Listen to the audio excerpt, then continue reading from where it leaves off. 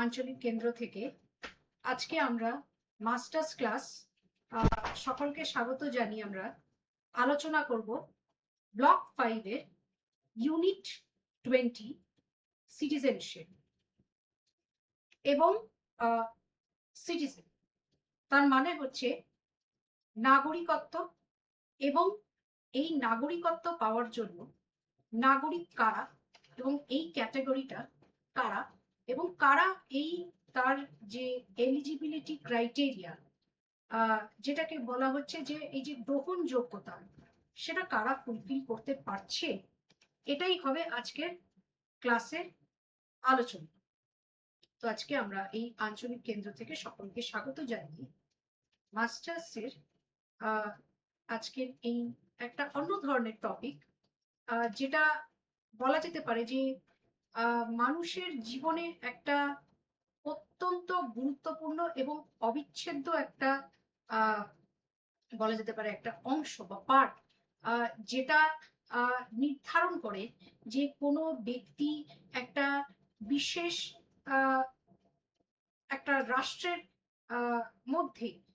বা একটা বিশেষ পরিসরের মধ্যে, যে পরিসর বলা যেতে পারে যে আন্তর্জাতিকভাবে এবং কিছু কনফেডারেশন, যেটা মিডিয়েভেল পিরিয়ডে হোক বা আর্লি মডার্ন পিরিয়ডে হোক, একটা কনফেডারেশনের যে একটা বৈধতা নিয়ে যে তৈরি করা যে একটা পরিসর, সেই পরিসরের মধ্যে সেই মানুষজন থাকার যোগ্য কিনা, এবং থাকার যদি যোগ্য হয় তখন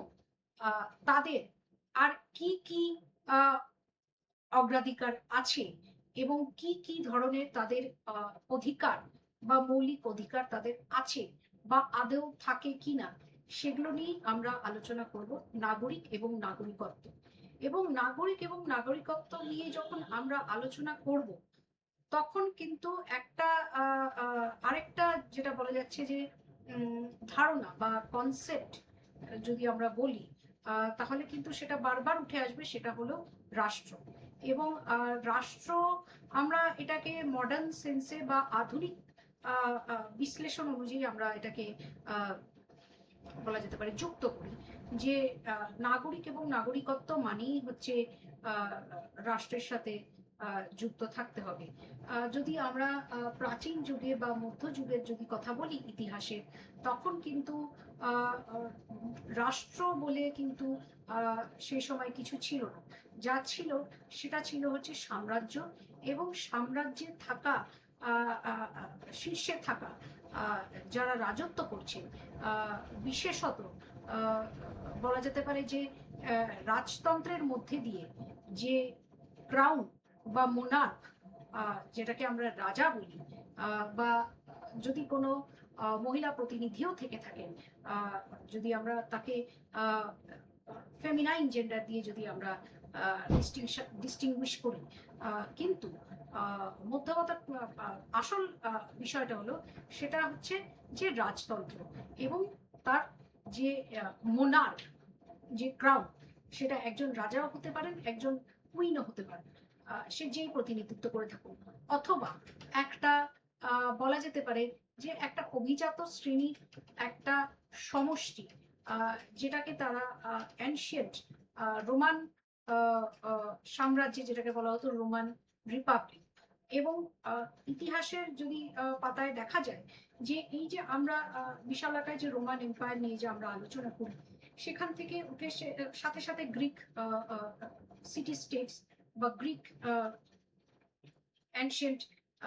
মাইসিনিয়ান এম্পায়ার, এগুলো যদি আমরা আলোচনা করি, তাহলে দেখেছি যে আমাদের আজকে যে রাষ্ট্রবিজ্ঞানের পাতায় বা সমাজতত্ত্বের পাতায় যখন আমরা এই বলা যেতে পারে যে একটা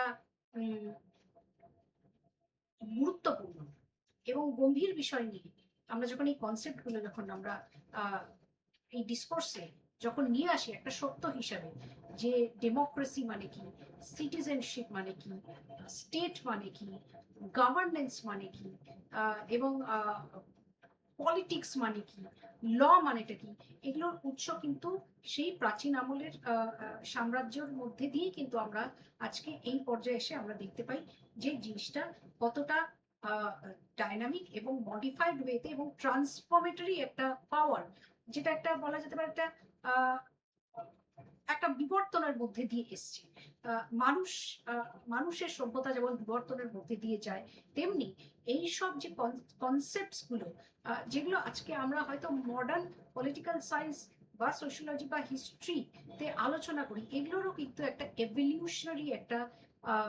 ফেজ বা একটা ট্র্যাজেক্টরি, মানে গতিপথ কিন্তু সবসময় একটা থেকেই গেছে।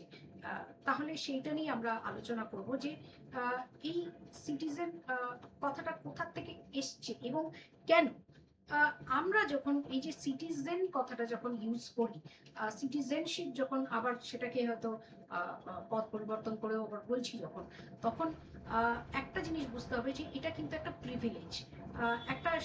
বলা যেতে পারে একটা এমন একটা সুযোগ এবং একটা সুবিধা যেটা কিছু মানুষ তার লাভজনক একটা জায়গায় একটা তার ইউটিলাইজ করতে পারে, এবং দেখা যায় একটা বিশেষ সংখ্যার যে একটা জনসংখ্যা, তারা কিন্তু এর থেকে বঞ্চিত থাকে। এবার আমরা যদি একটা সহজ ডেফিনেশনে যদি বলি, তাহলে সিটিজেনশিপ মানেটা কি হচ্ছে, যে the rights and the privileges exercised or acquired by a community of people within a specific territory under a specific jurisdiction, যেটা এক্ষুনি বললাম যে একটা আন্তর্জাতিক স্তরে একটা বৈধতা পাওয়া বা একটা কনফেডারেশন অফ রাষ্ট্র মিলিয়ে তাদের মধ্যে চুক্তিভিত্তিক একটা বৈধতা পাওয়া, যে কোথায় কার পরিসরটা কতটুকু, যদি না যেটা আর্লি মডার্ন পিরিয়ডে বা মিডিয়েবল পিরিয়ডে কোনো যুদ্ধ ঘোষণা হয়, তখন সেই টেরিটরিগুলো স্বাভাবিকভাবেই একটা বলা যেতে পারে যে পুনর্নির্মাণ হয়, রিকনস্ট্রাকশন হয়, যেটাকে এখন আমরা আমাদের আধুনিক যদি তত্ত্বে যদি আমরা দেখি, তাহলে সেটাকে আমরা বলবো যে অন্য রাষ্ট্রের মানচিত্রটা বদলানো নয়, কিন্তু নিজেদেরই রাষ্ট্রের ভেতরে যে প্রতিনিধিত্ব করার যে কনস্টিটুয়েন্সিগুলো, যে বলা যেতে পারে যে কেন্দ্রগুলো, যেখান থেকে ভোট হয়, যেখান থেকে মানুষ ভোট দিয়ে প্রতিনিধিকে নির্বাচিত করে, তাহলে সেই বলা যেতে পারে যে পরিসরটাকে একটা রিকনস্ট্রাক্ট করা, বা যেটা আমরা এখন খুবই চর্চিত একটা বিষয়, সেটা হচ্ছে ডিলিমিটেশন। ডিলিমিটেশন বেশ কয়েকবারই এটা হয়েছে আমাদের দেশে, যেটা একটা কনস্টিটুয়েন্সি ভিত্তিক একটা রিকনস্ট্রাকশন অফ বাউন্ডারি। তাহলে সেটা এখন মডার্ন সেন্সে কিন্তু নিজেদের রাষ্ট্রের ভেতরে একটা এই রিকনস্ট্রাকশন গুলো চলতে থাকে। তাহলে সেই বেসিসেও কিন্তু আমাদের একটা গোটা যে একটা যে সর্বোপরি সর্বস্তরে যে একটা পরিচয় বা আইডেন্টিটি, সেটাও কিন্তু সেইভাবে কিন্তু শিফট হতে থাকে, not as a citizen but as a, for example, এই যে ফ্র্যাঞ্চাইজটা, আমরা যে যে অ্যাডাল্ট যে সাফরেজ, যেটাকে বলা হচ্ছে যে ভোটাধিকার, সেটা প্রয়োগ করার ক্ষেত্রেও কিন্তু আমাদের আইডেন্টিটিটা কিন্তু সামান্য হলেও কিন্তু একটা ট্রান্সফরমেশন দেখা দেয়, যেখানে আমাদের রেসিডেন্স, যে ভোটিং পোলিং স্টেশন, সেগুলোরও কিন্তু নাম্বার এবং রেসিডেন্সের যে জুরিসডিকশনে আসা, সেগুলো কিন্তু চেঞ্জ হয়ে যায়। তাহলে আমরা দেখেছি যে জিনিসটা একটা লাইক আই সেড যে একটা এভলিউশনারি গতিপথ দিয়ে কিন্তু এসছে। তাহলে এটা একটা প্রিভিলেজ। এই প্রিভিলেজটা কিন্তু এটাই নির্ধারিত করে যে আগামী দিনে এই সেই বৈধ টেরিটোরিয়াল স্পেসে থাকা যে একগোষ্ঠী পপুলেশন, তারা আর কি কি সুযোগ পেতে পারে, তারা কি নিজেরা কি ভোটে দাঁড়াতে পারে, তারা কি নিজেরা কি রাজনৈতিক স্তরে কোনো প্রভাব ফেলতে পারে, তারা কি নিজেরা কোনোদিন রাজনৈতিক স্তরে কিন্তু একটা গঠনমূলক একটা ভূমিকা পালন করতে পারে, এবং তাদেরই মধ্যে থেকে উঠে আসা কোনো ব্যক্তি এই রাজনৈতিক স্তরে গঠনমূলক একটা যে কন্ট্রিবিউশন, যা বলা যেতে পারে যে একটা যে একটা ইম্প্যাক্ট ফেলা, প্রভাব ফেলা, তাহলে সেটা কি সাথে সাথে তারা সেই ব্যক্তি কি শাসন ব্যবস্থাতেও কি নিজের একটা জায়গা বা একটা মার্ক কি ছেড়ে যাচ্ছে বা ছেড়ে যেতে পারে, সেটারও কি অধিকার আছে? তার মানে এটা কিন্তু হচ্ছে একটা আহ, সবটাই কিন্তু একটা পলিটিক্যাল পার্টিসিপেশন, মানে হচ্ছে রাজনৈতিক একটা অংশগ্রহণ করা। আহ, এইবার এটা গেল একটা প্রশ্ন, এবং তার সাথে সাথে কিন্তু থাকে যে এবার সবাই তো আহ, একটা রাষ্ট্রে থাকা আহ, যদি লাখখানেক মানুষও যদি আমরা বলি, আহ, এবং কোটি 1 কোটি মানুষের বাসও যদি আমরা বলি, তাহলে সবাই তো আর প্রতিনিধি হিসেবে তো নির্বাচিত হবে না। এদের মধ্যে তো মানে আমরা যদি দেখি যে হ্যান্ডফুল অফ ফিউ, এবং তাদের মধ্যেও একটা তর্ক বিতর্কর একটা জায়গা থেকে থাকে যে কারা আদতে সেই সিঁড়ি বেয়ে উঠতে পারছে, এবং সেটার কি সিটিজেনের সাথে বা সিটিজেনশিপের সাথে কতটা জড়িয়ে আছে, সেটারও কিন্তু একটা ইতিহাস আছে। কেন কি আমরা যদি গ্রিক এবং রোমান যদি রুল যদি রুল অফ ল এর কথা যদি বলি এনশিয়েন্ট পিরিয়ডের, এবং টু সাম এক্সটেন্ট যদি আমরা ফর এক্সাম্পল এনশিয়েন্ট পিরিয়ডের যদি প্রায় টু ইজিপশিয়ান সিভিলাইজেশন যদি আমরা অ্যাসিরিয়ান এম্পায়ার বা ব্যাবিলনিয়ান এম্পায়ার এইসবগুলোও যদি আমরা দেখি, তাহলেও কিন্তু দেখা যাচ্ছে যে এই যে আহ, যে নাগরিক হওয়া, তারা কি বিশেষ শুধু অভিজাত শ্রেণীর লোকেরাই কি হচ্ছে, এবং অভিজাত শ্রেণীর লোকেদের একটা যে মুষ্টিমেয় যে ক্ষমতা, সেটাতেই তারা ডিসিশন নিয়ে নিচ্ছে যে কিভাবে তারা আইন প্রণয়ন করবে। এবং সেখানে দেখা যাচ্ছে যে আপামর যারা জনতা, যেটাকে তখন সেই যুগে বলা হতো সাবজেক্টস, যেটা হচ্ছে অধীনে থাকা এবং সাম্রাজ্যের অধীনে থাকা, তাদের কিন্তু দেখা যায় যে কোনো ভূমিকা বা অবদান কিন্তু থাকে না। এটা সত্যি কথা যে ইচ অ্যান্ড এভরি ইন্ডিভিজুয়ালের রিপ্রেজেন্টেটিভ হওয়ার যে অবদানটা হয়তো থাকবে, কিন্তু সেখানে হয়তো each and every individual in the entire population সে হয়তো রিপ্রেজেন্টেটিভ নাও হতে পারে, বাট অবদানটা কিন্তু থাকছে। সেই ডিসিশন মেকিংটা, যে একটা সিদ্ধান্তে আসা যে কাকে আমরা ভোট দিতে পারবো বা কাকে আমরা নির্বাচিত করব, সেই ডিসিশনটা কিন্তু একটা মডার্ন ডেমোক্রেসিতে কিন্তু থাকে, যেটা এনশিয়েন্ট পিরিয়ডে বা মিডিয়েভেল পিরিয়ডে যখন আমরা দেখেছি যে এটার আরো আরো এই কনসেপ্টটার একটা অবনতি ঘটেছে, তখন কিন্তু আমরা দেখেছি যে আপামর জনতা বা সাবজেক্টস যারা সাম্রাজ্যের অধীনে থাকে, তারা প্রতিনিধি হওয়া তো দূরের কথা, তারা একটা সামান্য একটা যে রাজনৈতিক যে একটা মত প্রকাশ করা, সেটারও কিন্তু তারা অবদান মানে রাখার থেকে তাদেরকে বঞ্চিত করা হতো। তাহলে আমরা দেখতাম যে সাম্রাজ্যটা কিন্তু এমন জায়গায় একটা তৈরি হতো যেখানে অনেকগুলো কিন্তু বলা যেতে পারে যে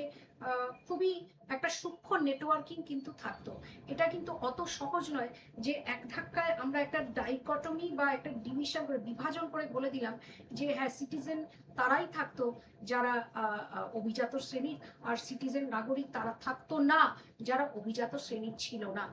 এটাও যেমন সত্য, কিন্তু এটাও কিন্তু দেখতে হবে যে যেহেতু সেই যুগটা একটা আগ্রাসন মনোভাব, একটা বলা যেতে পারে যে সাম্রাজ্যকে একটা বিস্তার করার সবসময় যখন লেগেই থাকতো, আবার যখন মানব সভ্যতা যখন ধীরে ধীরে একটা হান্টিং গ্যাদারিং সোসাইটি থেকে সভ্য সমাজে এসে এগ্রিকালচারাল সোসাইটি এবং সাথে সাথে একটা মিলিটারি সোসাইটিতে যখন পরিণত হচ্ছে, তখন কিন্তু এটা দেখতে হবে যে কোন সাম্রাজ্য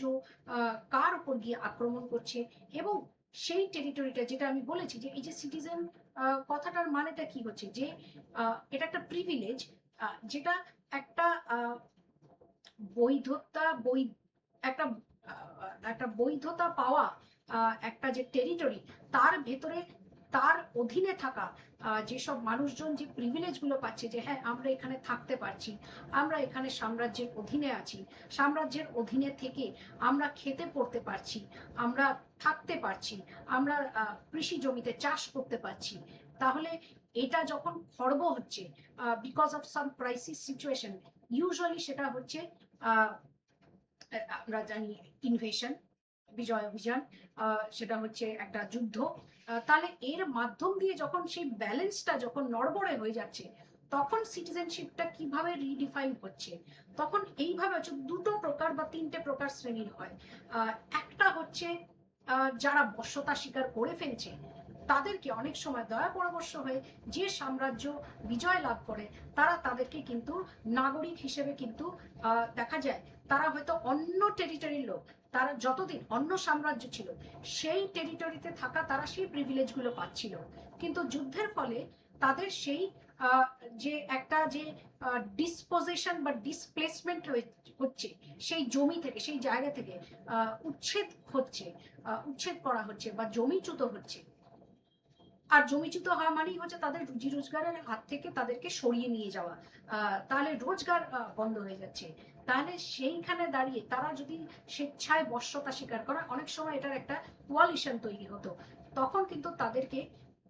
নতুন টেরিটরিতে নিয়ে এসে একটা নতুন ধরনের একটা নাগরিকত্ব দিয়ে তাদেরকে কিন্তু জিনিসটাকে রিডিফাইন করা হতো, কেন কি তারা নতুন সেট অফ পপুলেশনের সাথে মিশে যাচ্ছে, যেখানে একটা গ্রহণযোগ্যতার ব্যাপার থাকে, এবং গ্রহণযোগ্যতাটা কতটা মানুষ মেনে নিচ্ছে কি না নিচ্ছে, সেই যুগে কিন্তু সেই ক্ষমতাটা, এই যে এখনই বললাম যে ডিসিশন মেকিং পাওয়ারটা কিন্তু ছিল না। সেটা হচ্ছে এক স্তরের মানুষ যারা এই সাম্রাজ্য চালাচ্ছে, যারা মিলিটারিলি পাওয়ারফুল, যারা একটা পজিশন অফ অথরিটিতে আছে, কর্তৃত্ব দেখাতে পারছে, তারাই এটার ডিসিশন নিতে পারছে। তো সুতরাং এই যে নতুন পপুলেশন একটা নতুন টেরিটরিতে এসে পুরোনো পপুলেশনের সাথে কতটা মিশতে পারছে, সেখানে মানুষের রায় কি বা পার্টিসিপেশনটা কি, এটা হয়তো আজকের যুগে হলে মানুষের একটা মনের মধ্যে প্রতিক্রিয়া দেখা দেবে, সেটা পজিটিভও হতে পারে, নেগেটিভও হতে পারে, এবং সেই বুঝে কিন্তু ভোটিং একটা যে ইম্প্যাক্টটা, সেটা কিন্তু এক্সারসাইজ করা হয়, কেউ এটার পক্ষে থাকবে, কেউ এটার বিপক্ষে থাকবে, সেই অনুযায়ী কিন্তু একটা গোটা রাজনৈতিক যে যে দলগুলো, তারা কিন্তু সেই অনুযায়ী কিন্তু নিজেদের লাইন অফ যে পলিটিক্সটা সেটা ডিসাইড করে, এবং সেই অনুযায়ী কিন্তু আমরা দেখেছি যে তারা ইশতেহারও বার করে, যে কিভাবে তারা বিভিন্ন ক্যাটাগরি অফ পিপল, তারা ভাষার দিক দিয়ে আলাদা হোক বা জাতের দিক দিয়ে আলাদা হোক বা ধর্মের দিক দিয়ে আলাদা হোক, কিভাবে তারা অ্যাকোমোডেট করবে, এবং কিভাবে তারা সেইভাবে একটা বলা যেতে পারে যে তারা প্রতিনিধিত্ব কিভাবে করার সুযোগ পাবে। এই যে বললাম যে প্রত্যেকটা individual, each and every individual হয়তো রেপ্রেজেন্টেটিভ হবে না, কিন্তু একটা রায় দেওয়া বা মত দেওয়া সেটাও হতে পারে, এবং তার মধ্যে থেকেই এরকম বহু মানুষ আহ আছে যারা পরবর্তীকালে এই রাজনৈতিক স্তরে এসে সেই প্রতিনিধিত্বটাও করতে পারবে। Therefore, the scope is open for all in the modern era. কিন্তু the scope was not open for all in the ancient and in the medieval period. মিডিয়েভাল পিরিয়ডের মধ্যে এটা বলা যেতে পারে যে হ্যাঁ সেই পার্থক্যটা দেখা দিয়েছে, যখন আস্তে আস্তে ওই যে জ্ঞানদীপ্তি, রেনেসা, এনলাইটেনমেন্ট, এগুলো যখন আসতে আরম্ভ করেছে, যেমন ইমানুয়েল কান্ট বলেছে যে মানুষকে কেন একটা ক্ষমতার অধীনে থেকে, একটা ক্ষমতা হচ্ছে একটা পরিসর, একটা স্পেস যেখানে সবাই মিলে আসতে পারে, এবং কে এটাকে কন্টেস্ট করে সেই কর্তৃত্বের পর্যায়ে গিয়ে পৌঁছাতে পারে, এবং কর্তৃত্বের পর্যায়ে পৌঁছালেই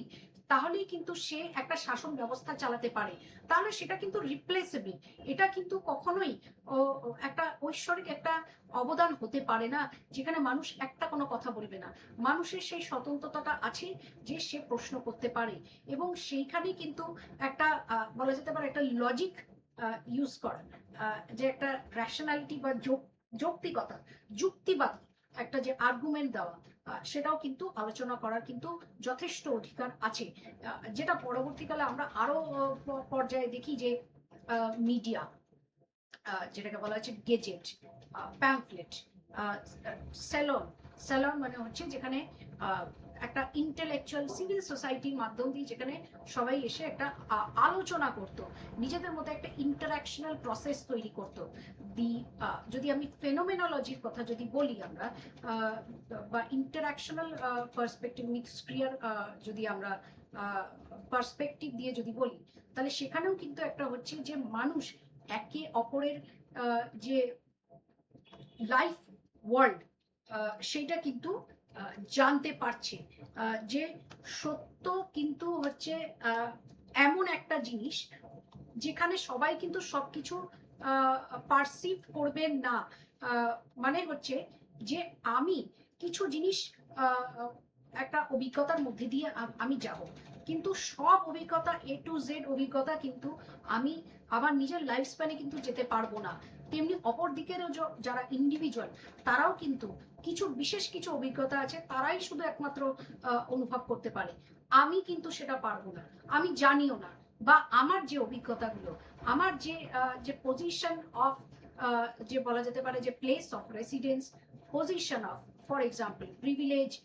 পজিশন, আমার যে ক্লাস পজিশন, সোশ্যাল পজিশন, সেগুলো আমার যেভাবে একটা ফ্যামিলি সোশ্যালাইজেশনের মাধ্যম দিয়ে, বা আমার মতন একই ক্লাস সিচুয়েশনে থাকা মানুষজন যেরকম ধরনের একটা বলা যেতে পারে যে যে এক্সপিরিয়েন্স, যেটা আমরাই একমাত্র ফিল করেছি বা ফেস করেছি বা কনফ্রন্ট করেছি, যেটা আমরা সম্মুখীন হয়েছি, আমরা ফার্স্ট হ্যান্ড যেটাকে আমরা অনুভব করেছি, তাহলে সেটা কিন্তু অপর দিকের গোষ্ঠী কিন্তু কখনোই করবে না। ফলে স্যালন এমন একটা জায়গা ছিল যেখানে একে অপরের লাইফ ওয়ার্ল্ড, যেটা এডভান্ড হাসার বলবেন যে লাইফ ওয়ার্ল্ডটা হচ্ছে এমন একটা সত্য যেটা কিন্তু ডিরেক্ট পারসিভ করা যায় না। এক সেট অফ ইন্ডিভিজুয়ালস সেটাকে পারসিভ করে, এবং সেটাকেই কিন্তু একটা বলা যেতে পারে তাদের কাছে একটা ট্রুথ হিসাবে মনে হয়। ফলে যখন ইন্টারাকশন হচ্ছে, যখন বিভিন্ন স্তরে হেটেরোজেনাস পপুলেশনের মধ্যে, তখন কিন্তু আমরা একটা অভিজ্ঞতা সম্মুখীন হচ্ছি না, কিন্তু আমরা জানতে পারছি, জেনে কিন্তু আমাদের কাছে যে অভিজ্ঞতাটা আমরা অনুভব করছি সেটা আমাদের কাছে সত্য, অন্যদের কাছে শোনা যে অভিজ্ঞতাটা, সেটা আমাদের কাছে মনে হবে যে এটাও হয়তো হতে পারে, this is also the possibility towards truth, কিন্তু আমরা নিজেরা কিছু জানি না। হয়তো পরবর্তীকালে এবার আমরা অন্য কাউকে অ্যাডভাইস দিলে, বা আরো কিছু পলিটিক্যাল পার্টিসিপেশন হলে, বা কিছু মত প্রকাশ করলে, বা কিছু বলা যেতে পারে পেটিশন বা রেফারেন্ডাম দিলে, একটা জনগণ হিসেবে আমরা যেটা আমরা বলা যেতে পারে যে ওই যে যে কিছু পয়েন্টস আমরা যখন যারা গভর্নেন্সে যখন থাকে, শাসন ব্যবস্থায় যখন থাকে, আমরা তখন কিছু জিনিস লিখিতভাবে আমরা একটা অ্যাপ্লিকেশন দিই, প্রেয়ার, বা একটা বলা যেতে পারে যে একটা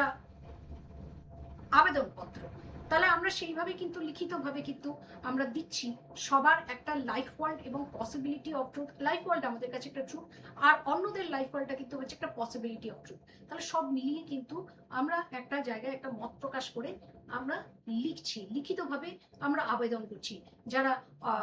অথরিটি পজিশনে থাকে। তাহলে সেই কারণে কিন্তু স্যালনটা তৈরি হয়েছিল, এবং এইখানেই কিন্তু জুরগেন হেবারমাস বলবেন যে এটাই হচ্ছে পাবলিক স্ফিয়ার, এইটা হচ্ছে একটা a sort of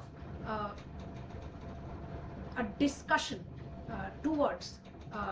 fair public representation and political যে পলিসিস গুলো, সেগুলোর ব্যাপারে আমরা যখন আলোচনা করার একটা পরিসর পাই, সেটাই হচ্ছে পাবলিক স্পেস। তাহলে এগুলো কিন্তু পরবর্তীকালে যখন এনলাইটেনমেন্ট থিওরি যখন এসছে, রেনেসা পিরিয়ড যখন এসছে, তখন কিন্তু আস্তে আস্তে মানুষ কিন্তু এইভাবে সচেতন হতে আরম্ভ করেছে, এবং সেগুলোরও কিন্তু একটা স্ট্রাকচার বা পদ্ধতি কিন্তু আছে, এবং সেই স্ট্রাকচার আর পদ্ধতি তখনই সম্ভব যখন মানুষ কুসংস্কার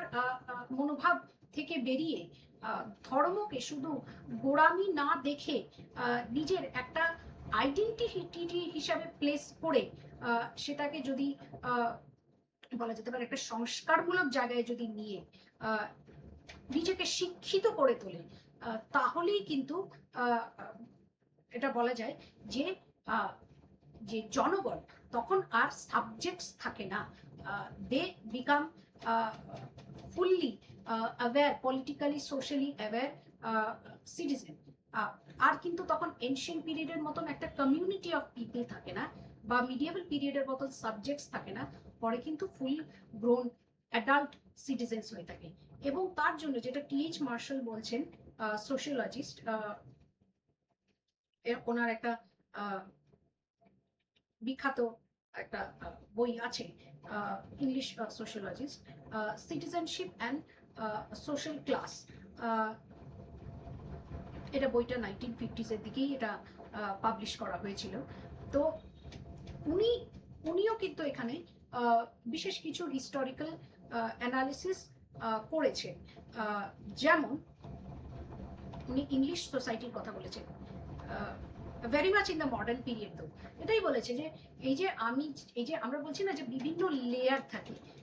যেমন এনশিয়েন্ট পিরিয়ডে, coming back to the ancient period, যেটা আমি আলোচনা করছিলাম, যে এই যে বশ্যতা স্বীকার করা, হ্যাঁ, তাহলে নতুন পপুলেশন একটা পুরনো পপুলেশনের সাথে কিভাবে অ্যাসিমিলেট করবে, তাহলে সেই সিটিজেনটা কি, সিটিজেনশিপ ডিউটিসটা কি, রাইটসটা কি, সেটা একটা নির্ধারণ করে। আরেকটা হচ্ছে যাদেরকে কোনো একটা রিজন দিয়ে বলা হয় যে তারা কৃতদাস থাকবে, তারা স্লেভস থাকবে, তারা হয়তো ওই নতুন টেরিটরিতে গিয়ে উপস্থিত হবে, বলপূর্বক তাদেরকে নিয়ে আসা হবে, কিন্তু তারা কোনোদিন সিটিজেন থাকবে না। এবং এটাও দেখা গেছে যে অনেক সময় তারা হয়তো নিজেদের পুরনো প্লেস অফ রেসিডেন্সি বা পুরনো এম্পায়ারে অনেক সময় দেখা গেছে যে যথেষ্টই ওয়েলদি ক্লাসের ছিল, হ্যাঁ, একটা সচ্ছল পরিবারের ব্যক্তি ছিল, কিন্তু যুদ্ধের ফলে তাকে কিন্তু একটা পলিটিক্যাল, যেটা এখনকার দিনে যদি আমরা বলি যে পলিটিক্যাল প্রিজনার হিসেবে নেওয়া, সেটা হচ্ছে তখন স্লেভ হিসেবে নেওয়া। ফলে তার কিন্তু যদি স্লেভ হয়ে যায়, তাহলে সে তার যেহেতু একটা ডিসপ্লেসমেন্ট, বা যে বললাম যে জমিচ্যুত হওয়া বা জায়গা থেকে উচ্ছেদ করা হচ্ছে, তাহলে তার কিন্তু আর সেই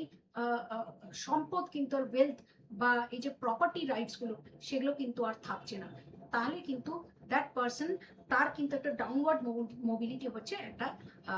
দারিদ্রতার মধ্যে দিয়ে তার যেতে হচ্ছে, পভার্টিতে এসে পরিণত হচ্ছে বা উপস্থিত হচ্ছে। তার মানে এটা হচ্ছে যে সে তাহলে তো কখনোই নাগরিক হতে পারছে না সেই সাম্রাজ্যে, এবং সেটা কিন্তু তাকে একটা মৌলিক অধিকার থেকে বঞ্চিত করা। এবং সেই জায়গায় কিন্তু প্রতিবাদ করার মতনও কিন্তু সেই পরিসরটা কিন্তু সেই যুগে ছিল না, এরকম অনেক স্লেভস থাকতো। আবার অনেক সময় দেখা যায় যে কোনো প্যাট্রন ক্লায়েন্ট রিলেশনশিপ যখন গভীর হয় বা যখন অনেকটা ইন্টিমেট হয়, তখন কিন্তু দেখা যায় যে সেই পার্টিকুলার স্লেভকে তাকে হয়তো মুক্তি দিয়ে দিল একটা আইন অনুযায়ী। রোমান লতে কিন্তু সেগুলোও কিন্তু থাকে যে সে 3 বছর বা 5 বছর এরকম যদি স্লেভারিতে থাকে, ফলে সে আলটিমেটলি ফ্রি হয়ে যেতে পারে, এবং ফ্রি হয়ে গেলে কিন্তু কেউ কখনো ফ্রি সিটিজেন হতে পারে, মানে সিটিজেন, আবার কখনো সে হয়তো শুধু ফ্রি হলো, সিটিজেন হলো না, কোয়াসাই সিটিজেন কখনো হলো, বা হাফ হয়তো তাকে কিছু প্রপার্টি রাইটসটা দিল, কিন্তু হয়তো ম্যারেজ রাইটস বা আরো কিছু ধরা যেতে পারে যে পলিটিক্যাল রাইটস, সেগুলো হয়তো দিল না। তার মানে এগুলোর অনেক ধরনের একটা বলা যেতে পারে যে ভ্যারিয়েশন আছে, কোনো একপাক্ষিক ওয়ান ডাইমেনশনাল ওই ডাইকটমি হয় না যে এরা সিটিজেন আর এরা নন সিটিজেন। সিটিজেনদের মধ্যেও কিন্তু অনেক সময় দেখা যায় যে স্লেভারি থেকে মুক্ত লোকও কিন্তু সিটিজেন হয়ে যাচ্ছে, বা অর্ধেক সিটিজেনশিপের যে এলিজিবিলিটি ক্রাইটেরিয়া সেটা ফুলফিল করছে, আবার কখনো সে শুধু ফ্রি হয়ে যাচ্ছে কিন্তু সিটিজেনশিপ হতে পারছে না। তেমনি তাহলে কি হচ্ছে, যখন সে তার প্যাট্রন ক্লায়েন্ট রিলেশনশিপে যখন সে সাকসেসফুল হচ্ছে ওই ইনফ্লুয়েন্স খাটিয়ে, এবং যখন সে সেই জায়গায় দাঁড়িয়ে যখন সে নাগরিকত্ব পাচ্ছে, তার মানে তো তার রিইনস্টেট করা হচ্ছে তার প্রপার্টি রাইটস গুলো, তার ওয়েলথ গুলো, যারা ফুল সিটিজেন হচ্ছে। ফলে তার অনেক সময় দেখা গেছে যে সেই রকম সমাজ থেকে উঠে আসা ব্যক্তিও পরবর্তীকালে রোমান এম্পায়ারে বা গ্রিক এম্পায়ারে মিলিটারিতে চাকরি পেয়ে গেছে, এবং মিলিটারিতে সে এতটাই তার দক্ষতা একটা প্রদর্শন করতে পেরেছে, সে তারপরে কিন্তু অভিজাত শ্রেণীর একদম মানে একদম রাইজিং অ্যাবাভ দ্য ল্যাডার, হ্যাঁ, সেটা কিন্তু হচ্ছে আপওয়ার্ড মোবিলিটি হয়ে যাচ্ছে। এবং অনেক সময় এটাও দেখা গেছে যে পরবর্তীকালে এরকমও হয়েছে যে সে হয়তো কোনো এলিট ফ্যামিলি বা প্রিভিলেজ অভিজাত শ্রেণীর কেউ ছিলই না, কিন্তু এইভাবে সংঘর্ষ করে সময় দেখা যায় যে সংঘর্ষ করার পর সে একটা সাম্রাজ্যের রোমান জেনারেলও হয়ে গেল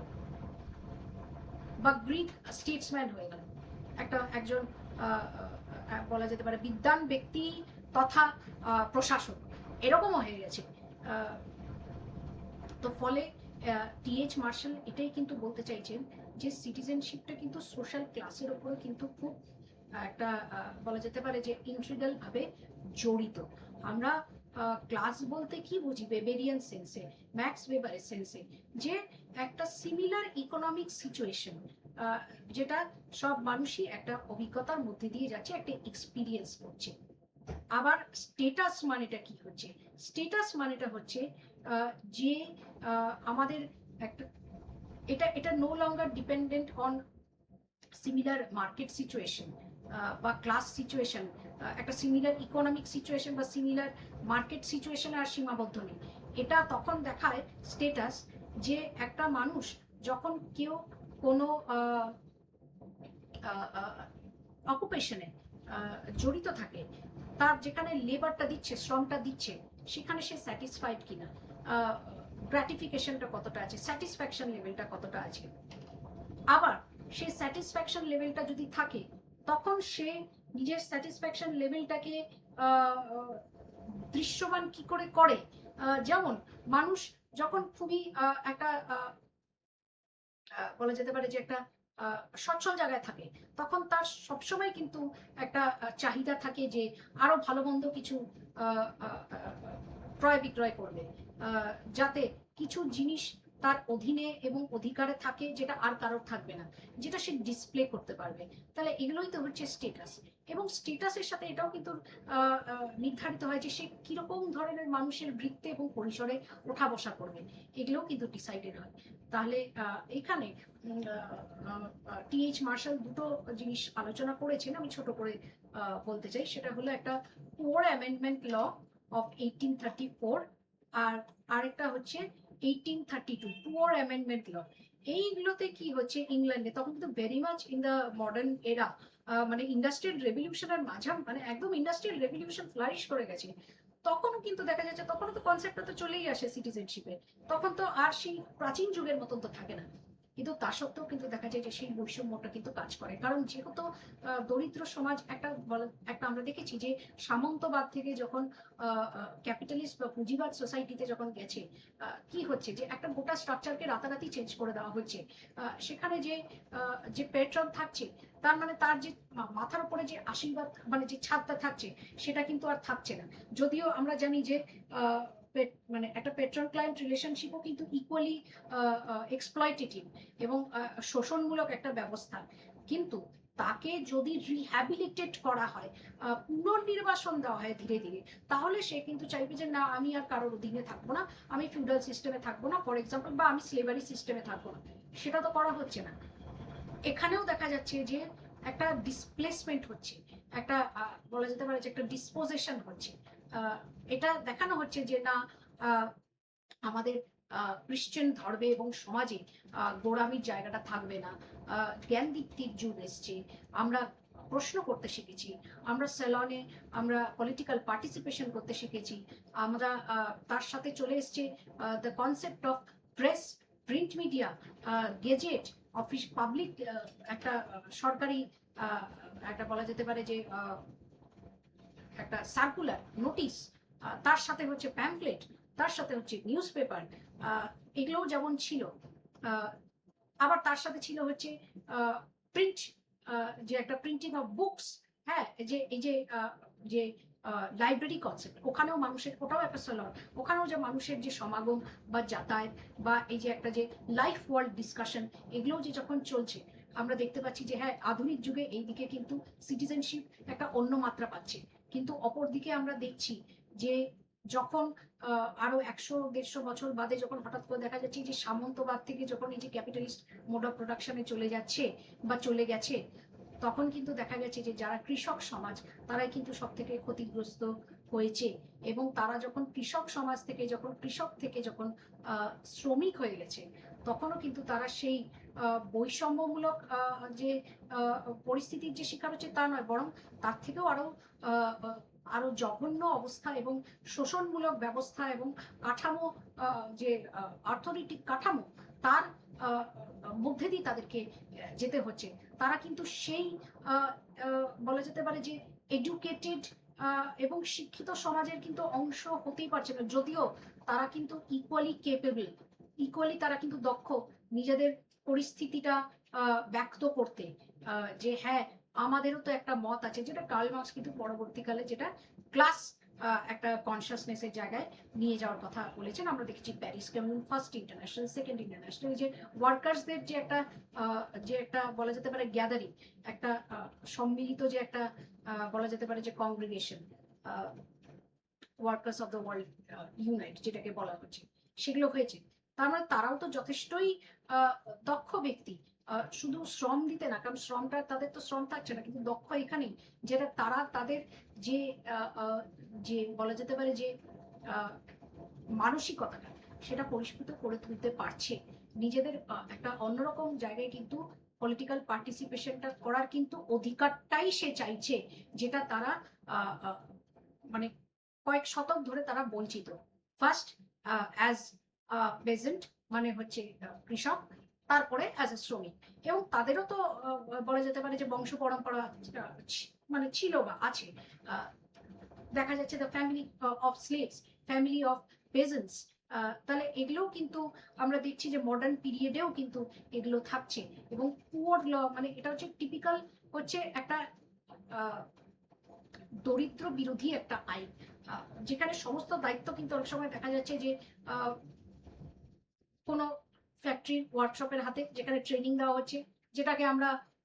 মিডিয়েভেল পিরিয়ডে বা এনশিয়েন্ট পিরিয়ডে অ্যাপ্রেন্টিসশিপ যেটাকে বলতাম, যে হাতে ধরে কাজ শেখানো, যেটা বংশ পরম্পরায় আসতো, যে যারা মার্চেন্টস হবে তারা মার্চেন্টস, যারা সার্ভিস দিত সেটা হচ্ছে একটা টুলস মেকিং, তারপর হচ্ছে মেটাল এক্সট্রাকশন, বা বলা যেতে পারে ক্রাফটস, হ্যান্ডিক্রাফটস, সেটা তো আর থাকছে না। এখন হয়ে যাচ্ছে সবাইকে সবকিছু শিখতে হবে, অ্যান্ড এভরিওয়ান ইজ ফ্রি। ওই যে বললাম যে এনশিয়েন্ট যুগেও যখন একটা স্লেভারি থেকে মানুষকে ফ্রি করে দেওয়া হয়, অনেক সেকশন, এক শ্রেণীর মানুষকে, সে হয়তো ফ্রি হয়ে যাচ্ছে কিন্তু সিটিজেন হচ্ছে না।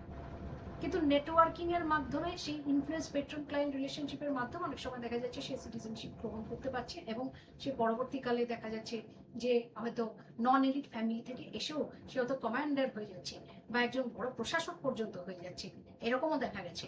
সে রাজত্ব করেছে গোটা সাম্রাজ্য তার শাসনকালে। তো সেটা একটা একটা বলা যেতে পারে যে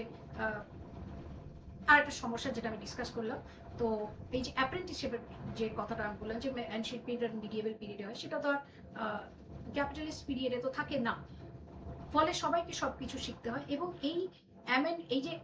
এই ওয়ার্ক হাউসগুলোতে বা এই যে ট্রেনিং হাউসগুলোতে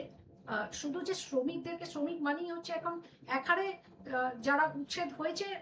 কৃষি জমি থেকে, তারা সবাই শ্রমিকই এখন। তো সবাইকে কার কোন দক্ষতাটা আছে, কোন দিকে দক্ষতাটা আছে, ডিভিশন অফ লেবারটা, সেটা তো পরবর্তীকালে দেখা গেছে, তখনও তো ছিল। কিন্তু যখন বলা যেতে পারে যে এই যে প্রিভিলেজ ডিসাইড করা হয়, যখন রাইটস অ্যান্ড ডিউটিস যখন ডিসাইড করে, তখন কিন্তু দেখা যায় এখানে এই দরিদ্র মানুষগুলোকে হয় কখনো চার্চের দায়িত্বে ফেলে দিচ্ছে, নয়তো কখনো কোনো ফ্যাক্টরি হাউসের দায়িত্বে ফেলে দিচ্ছে, তাদের আর কিছু করার থাকছে না।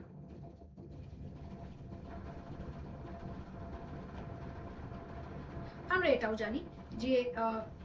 এবার অ্যানশিয়েন্ট পিরিয়ডে আমরা দেখেছি যে রোমান লটাও কিন্তু 12টা ট্যাবলেটে কিন্তু লেখা আছে। Tablet in the sense this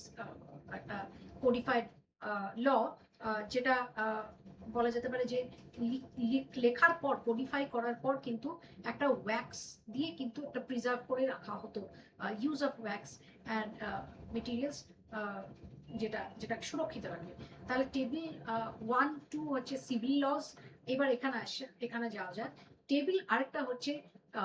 economic, ঋণ শোধ করার একটা ব্যাপার থাকে। আরেকটা হচ্ছে ম্যারেজ রিলেটেড, যে প্রপার্টি রাইট রিলেটেড যে অধিকারগুলো, সেটার একটা ল।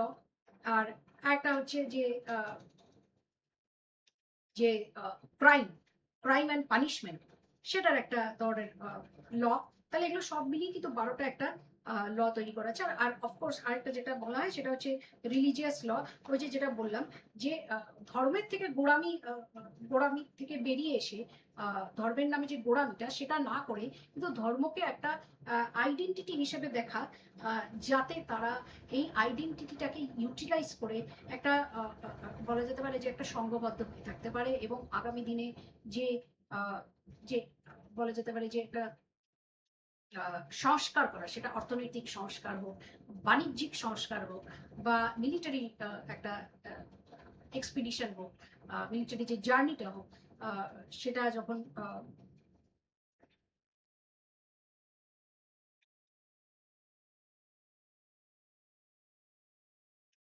যে যে মিলিটারি যে এক্সপিডিশনটা, সেইটা যখন করা হচ্ছে আর কি। তো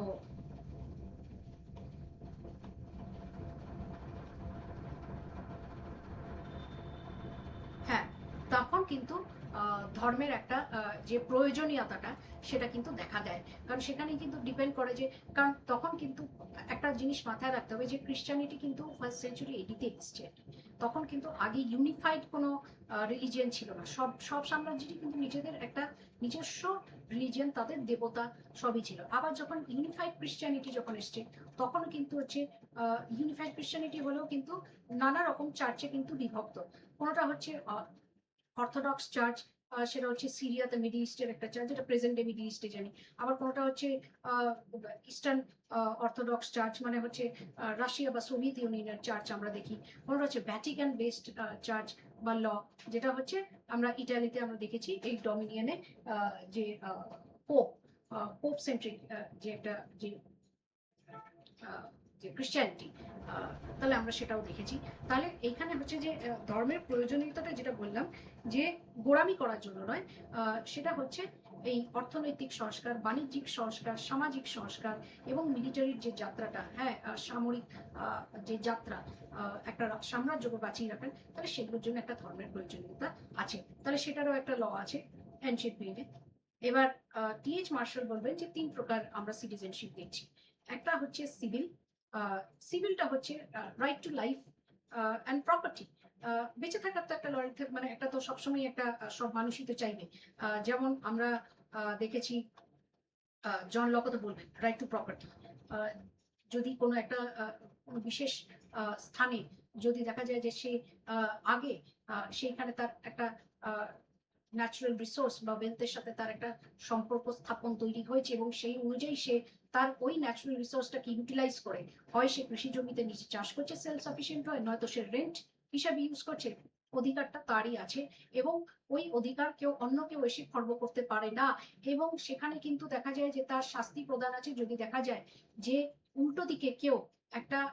আননেসেসারি একটা উইদাউট প্রভোকেশন যদি কেউ কাউকে অ্যাটাক বা ইনজোর করার চেষ্টা করে, তাহলে তার কিন্তু সিভিয়ার পানিশমেন্টও কিন্তু আছে according to that rule of law. তাহলে সেই জায়গায় দাঁড়িয়ে কিন্তু আমরা দেখেছি এটা একটা সিভিল ল এর মধ্যেই কিন্তু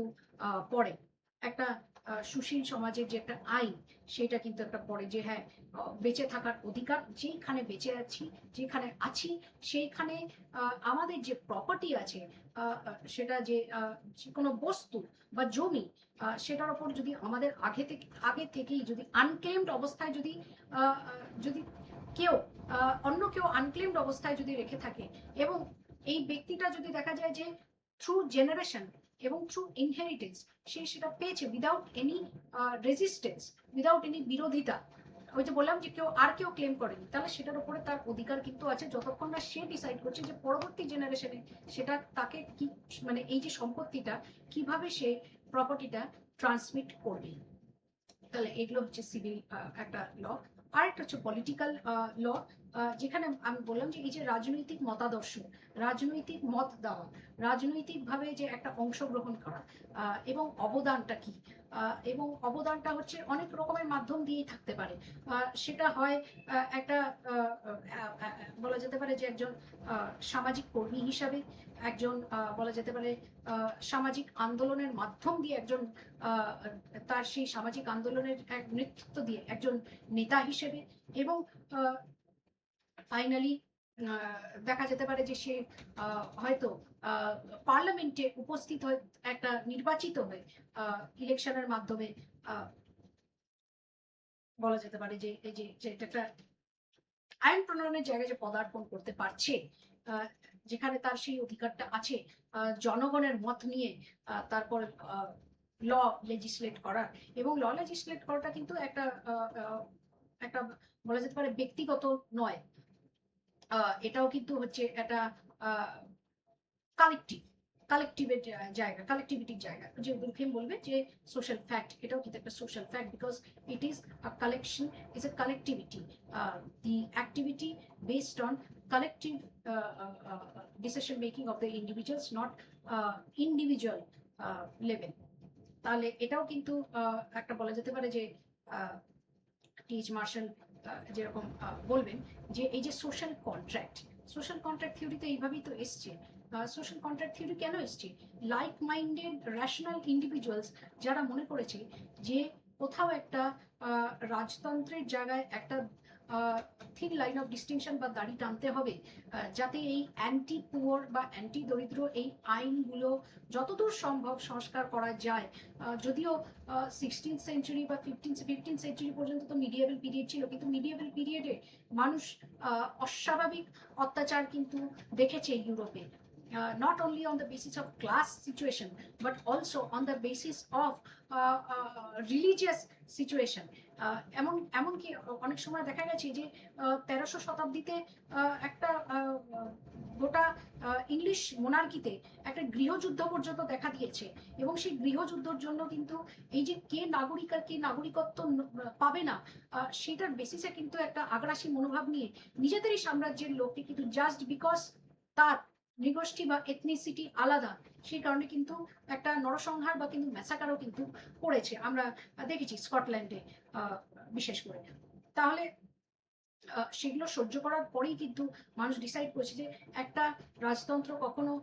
ডিভাইন রাইট বা ঐশ্বরিক শক্তি কিন্তু বা দেবতার অবদান এবং প্রদান কিন্তু কখনোই হতে পারে না। সেখানেও কিন্তু একটা দাড়ি টানা দরকার। সেই জন্য কিন্তু এই যে রাইটস, ডিউটিস অ্যান্ড অব্লিগেশনস, সেইখানে কিন্তু একটা বিশাল বড় ভূমিকা পালন করেছে সোশ্যাল কন্ট্রাক্ট। এটাই হচ্ছে একটা পলিটিক্যাল রাইটও বটে জায়গাটা। জন লকের কথা যদি আমরা বলি, থমাস হবসের কথা যদি বলি, যে থমাস হবস বলছে যে মানুষ তো রেশনাল, মানুষ তো হচ্ছে যুক্তিবাদী, তাহলে সেই যুক্তি দিয়েই কিন্তু এই আইনগুলো প্রণয়ন করা হয়। এই যে কন্ট্রাক্ট, এই যে চুক্তিটা, সেটা বলা যেতে পারে যে এই যে সর্বসমক্ষে আনা হয়, এবং আনাটা খুব জরুরি এই কারণে, কারণ মানুষ যখন ইন্টারাক্ট করে, ওই যে বললাম সবার লাইফ ওয়ার্ল্ড এক হয় না। থমাস হাউস বলেছে যে এইখানে কিন্তু matter of manipulation, matter of deceit, deceit মানে হচ্ছে এই যে ঠকানো, এই যে প্রতারণা করা, হ্যাঁ, যে আমি একটা কিছু বলতে চাইছি, সেই কথার মানে অন্য করে দিয়ে নিজের ক্ষমতা অপব্যবহার করে একটা কিছু প্রেজেন্ট করে দেওয়া অন্য লোক সমক্ষে, সেগুলো তো একটা চান্স থাকে একটা অভিজাত শ্রেণীদের মধ্যেও, একটা পার্লামেন্টের মধ্যেও, একটা সেনেটের মধ্যেও। যে কারণে আমরা দেখেছি যে এনশিয়েন্ট রোমান বা গ্রিক এম্পায়ারে কিন্তু অনেক সময় এগুলোর বেসিসে যখন কেউ কোনো সেনেটার হয়তো সাবজেক্টসের কথা ভেবে যখন নাগরিকত্বের কিছু আইন হয়তো ফেভারে আনতে চেয়েছে, যে তাদের আরো বেশি জমির অধিকার দেওয়া দরকার, তখন কিন্তু দেখা গেছে যে অভিজাত শ্রেণীর হাতেই কিন্তু আরেকজন অভিজাত শ্রেণীর কিছু মানুষ ফেসড ডেথ। এটা হচ্ছে যে মানে তাকে হত্যা করা হয়েছে, যে তাদের যে যে ক্ষমতার যে যে গ্রিডটা যে শীর্ষে থাকবে, সেটা যাতে হাত থেকে না বেরিয়ে যায়। তাহলে এগুলো দেখার পরেই কিন্তু এই যে পলিটিক্যাল রাইটস গুলো এসছে ধীরে ধীরে, তাহলে এগুলো কিন্তু টিএইচ মার্শাল বলেছে যে এগুলো কিন্তু একটা হচ্ছে প্রগ্রেসিভ সোসাইটির দিকে যাওয়া, the movement towards progressive society. ওই যে বললাম যে একটা প্রিন্ট, একটা মিডিয়া, একটা discussion in the salon, role of the civil society, then আরেকটা হচ্ছে যে এই যে political participation, becoming a representative, and last হচ্ছে creation of a social movement. যখন দেখছি যে না আমাদের দাবি দেওয়া কেউ মানবে না, তখন তো একটা কাউকে তো একটা নেতৃত্ব দিতে হবে, তাহলে একটা সোশ্যাল মুভমেন্ট করা। এবং সোশ্যাল মুভমেন্ট প্রায়শই ইউরোপে এরকম হয়েছে, এইসব এই নরসংহারের বিরুদ্ধে বা ম্যাসাকারের বিরুদ্ধে, যে এগুলো যে সিটিজেনশিপের নামে যে এই যে তখন তো রাষ্ট্র বা নেশন স্টেট কনসেপ্টটা ছিল, তখন সাম্রাজ্য নেশন হিসেবে ছিল, যে আমরা এক জাতির এক ভাষার লোক, এগুলো করে এই যে মানুষের উপর যে মানে একটা বর্বর অত্যাচার করা, সেগুলো তো কোথাও বন্ধ হতে হবে, কারণ সব মানুষেরই কিন্তু অধিকার আছে থাকা। এবং টিএইচ মার্শাল এটা খুব ভালো একটা উদাহরণ দিয়ে বলেছেন যে সিটিজেনশিপ কিন্তু কখনোই পুরোপুরি ইকুয়ালিটি অ্যাচিভ করতে পারে না। এভরিওয়ান হ্যাজ দ্য রাইট, কিন্তু ফুল ইকুয়ালিটি বা একদম মানে নিয়ার ইনইকুয়ালিটিও, শুধুই ইনইকুয়ালিটি থাকবে সেটাও কিন্তু নয়। ওই যে বললাম যে ডাইকটোমাইজ করা যায় না, জিনিসটাকে বিভাজন করা যায় না, যে পুরোপুরি একটা এন্টায়ার ইনইকুয়ালিটি থাকবে বা বৈষম্য থাকবে পুরোপুরি, সেটাও যেমন সঠিক নয়, আবার তেমনি পুরোটাই একটা স্বর্গরাজ্য তৈরি হয়ে বলা যেতে পারে যে ফুল ইকুয়ালিটি থাকবে, সেটাও কিন্তু নয়। সবসময় কিন্তু it's a very delicate balance, যেখানে কিন্তু নিয়ার ইনইকুয়ালিটিও থাকবে, নিয়ার ইকুয়ালিটিও থাকবে, পার্শিয়াল ইনইকুয়ালিটিও থাকবে, পার্শিয়াল ইকুয়ালিটিও থাকবে, সবই থাকবে জায়গাটায়। এবার how one navigates, how a community navigates, এটাই হচ্ছে দেখার বিষয়। ডিসক্রিমিনেশনটা কিভাবে আমরা অ্যাড্রেস করি, এটাই হচ্ছে দেখার বিষয়। তাহলে এটা গেল একটা পলিটিক্যাল রাইট। নেক্সট লাস্ট যেটা হচ্ছে সেটা হচ্ছে সোশ্যাল রাইট। সোশ্যাল রাইটটা হচ্ছে প্রকল্প, প্রকল্পর সুযোগ সুবিধা না। এই যে অ্যান্টি পোর লস গুলো যে করে, সেগুলো তো হচ্ছে তুমি প্রকল্পর তো সুযোগ সুবিধাগুলো তো নিতে পারবে না। যেমন একটা প্রকল্প করা হয়েছিল, সেটাও আলটিমেটলি চার্চের মাধ্যম দিয়েও করা হয়েছিল, যেটা কার্ল পোলানি ইকোনমিস্ট তার নিজের বই গ্রেট ট্রান্সফরমেশনে লিখবেন যে এটা অবশ্য 16th 17th সেঞ্চুরির ঘটনা, যে এটা হচ্ছে আবার welfare scheme, English welfare scheme. কিরকম ধরনের, যেখানে হচ্ছে তখন তো ধীরে ধীরে তখনও তো ফিউডালিজম ছিল, আস্তে আস্তে এরকম হচ্ছে, ইট টেক্স টাইম। তো যেখানে যেখানে ফিউডালিজম থাকছে, আবার যেখানে হয়তো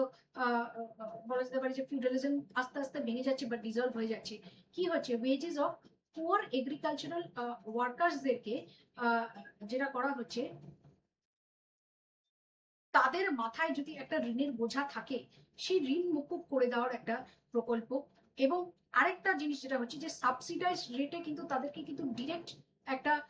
ক্যাশ ট্রান্সফার স্কিমের মতন কিন্তু করা হচ্ছে, একটা অর্থ প্রদান করা, একটা বাজেটের মধ্যে অর্থ প্রদান করে রাখা হচ্ছে। এটা হচ্ছে 1795 থেকে 1834 এই প্রকল্পটা চালু ছিল।